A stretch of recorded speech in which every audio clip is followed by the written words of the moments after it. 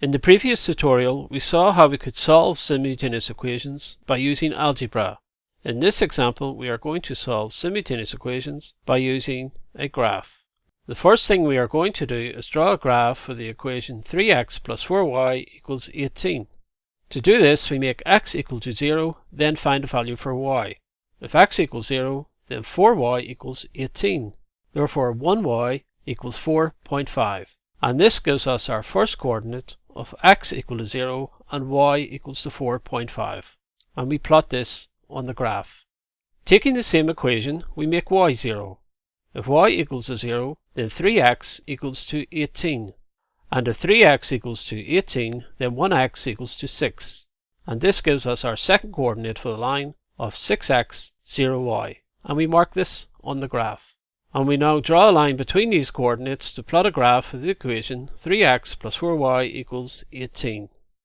Having completed this graph for the first equation, we do exactly the same process for the second equation. In the equation x plus y equals 5, if we make x 0, then y would be equal to 5. This then gives us our first coordinates of x equal to 0, y equals 5. And we mark this coordinate on the graph. We do a similar thing for the y value. We make y 0 and then x equals to 5. This gives us our second coordinate of 5x, 0y. And we mark this coordinate on the graph. And we now draw a line between these two coordinates. And this line represents the graph for the equation of x plus y equals 5.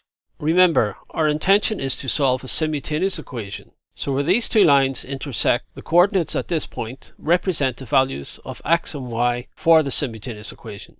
The lines intersect at the coordinates 2x and 3y. So the solution for our simultaneous equation is x equals to 2 and y equals to 3. Let us just review what we have covered in this tutorial. Our intention is to solve a simultaneous equation by using a graph. In order to do this, we need two sets of coordinates to represent the start and finish of the graph for each equation. To find these coordinates, we make x 0 and find value for y. We then reverse the process and make y 0 and find a value for x. Having found our pair of coordinates, we then plot a graph for the equation. The graphs for each equation will intersect. The coordinates at the point of intersection provide the solution to the simultaneous equation. In this example, the coordinates were 2, 3. So this means our solution to the simultaneous equation was x equals 2 and y equals 3.